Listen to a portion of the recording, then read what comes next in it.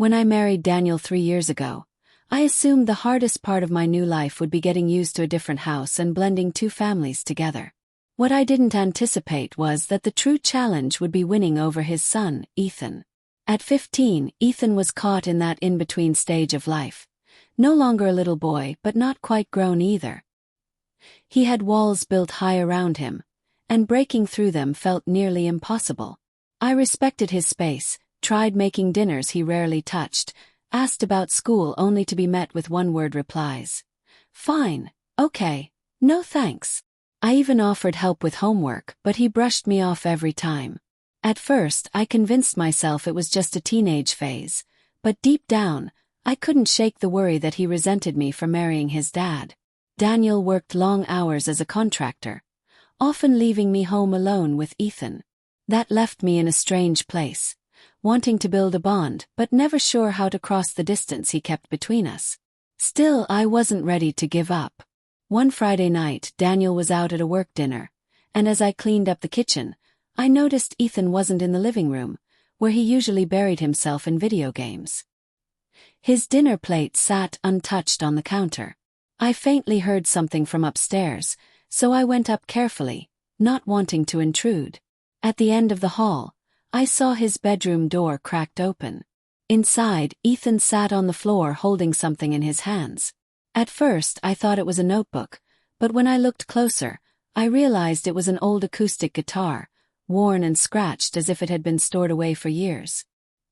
His fingers stumbled clumsily across the strings, producing awkward sounds that barely resembled music. His brow furrowed, frustration written across his face, not just with the instrument but with himself. I froze, torn between stepping away to give him privacy and staying because, for the first time, I was seeing a glimpse of who he truly was. I must have shifted my weight too far because the floorboard creaked. His head snapped up, his eyes wide.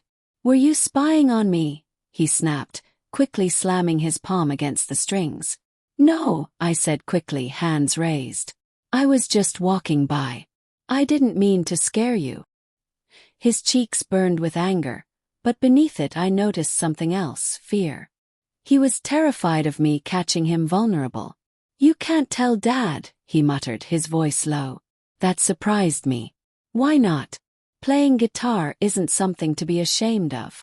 "You don't get it," he said, gripping the neck so tightly his knuckles turned white.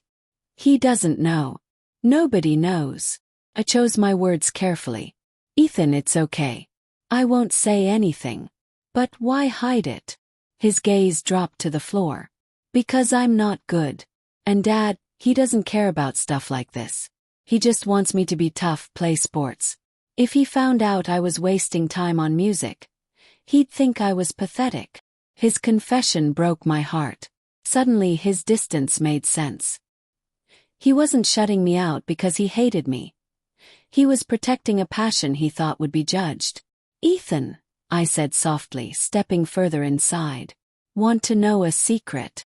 He gave me a skeptical look but stayed quiet. "When I was your age, I used to sneak off with a notebook and write little stories. Nothing amazing, just silly characters I made up.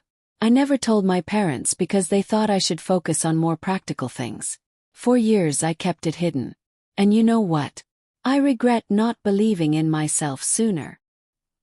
He blinked, and though he tried to hide it, the corners of his mouth twitched in the beginnings of a smile. "So, what happened?" Smiled. "Eventually, I realized that anything that makes you happy is never a waste of time. That's the only thing that matters."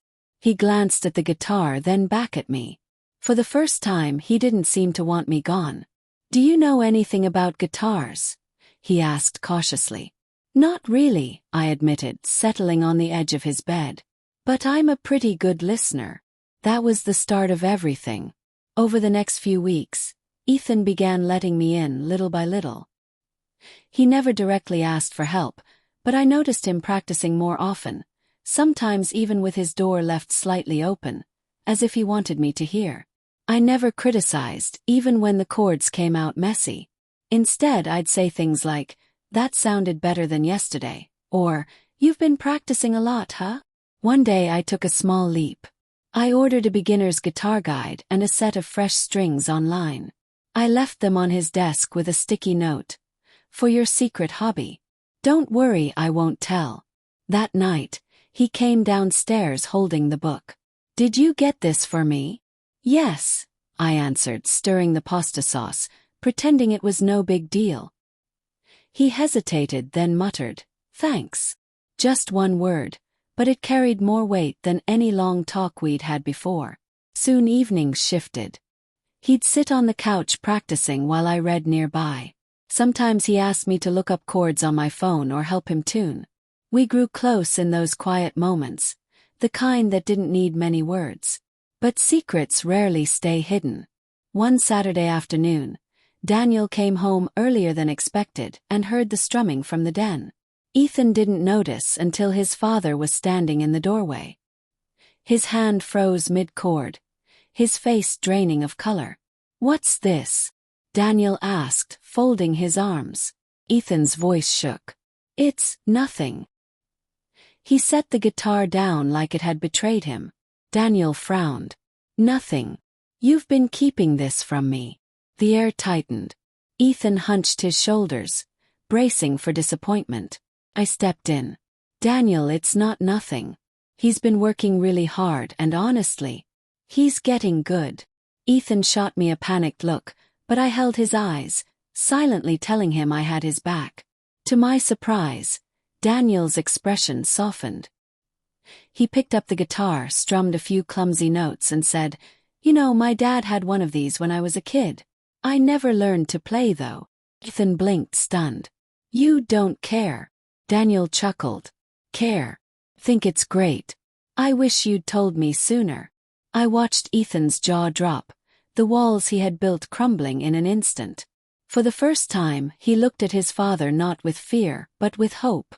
From that day on, everything changed. Ethan no longer hid his guitar. He played openly in the living room, filling the house with music while we made dinner. For his 16th birthday, Daniel even surprised him with a brand new guitar. But the gift wasn't the most important change. It was the trust. Ethan finally let me in. He began sharing about school, his dream of starting a band, the songs he wanted to write.